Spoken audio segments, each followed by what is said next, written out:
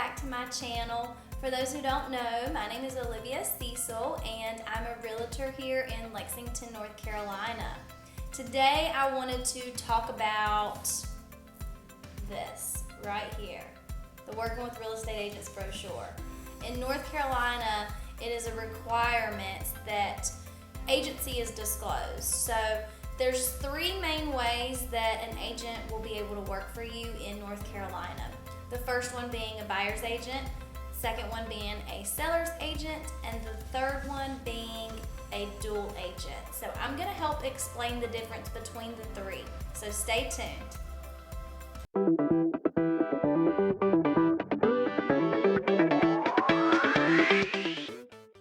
Alright, first things first, let's talk about seller's agents, also known as the listing agent.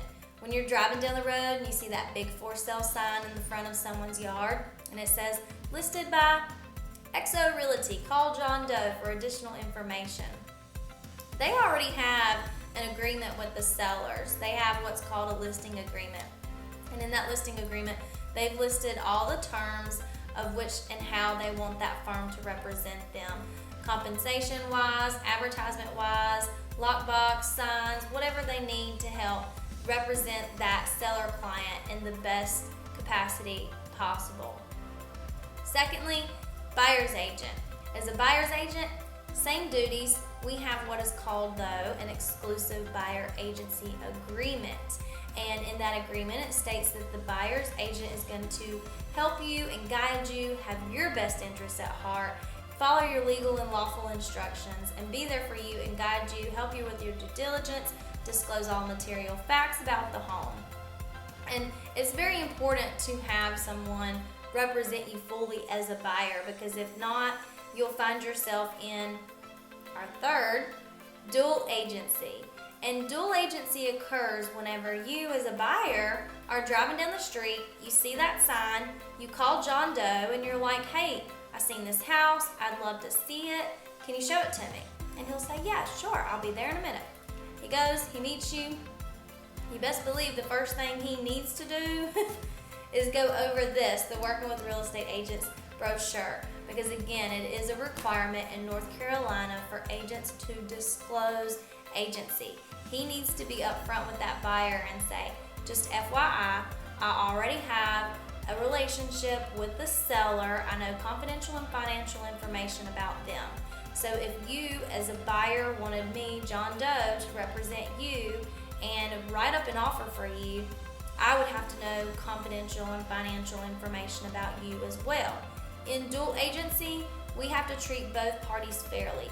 You're not supposed to play dirty, but apparently someone somehow did, and that's why we are now required to go over this. So I'm not saying that it happens all the time, but it obviously has happened where you get into these situations and the agent looks at the buyer's pre-approval and then goes back to the seller and says, hey, well, they're approved for this amount, so why don't we counteroffer and offer this so that you can get what you're wanting to get and walk away with money at closing. Again, I'm not saying it happens all the time, but it has happened. So you just really need to be careful and know who's representing you and who's working for you and has your best interest at heart.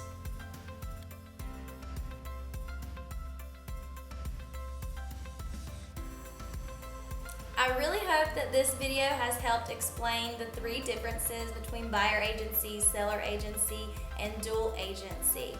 If you or anyone you know has a friend or family member who's looking for someone to help represent them, whether or not they're buying or selling a home, please feel free to give them my information. I would be more than happy to help them.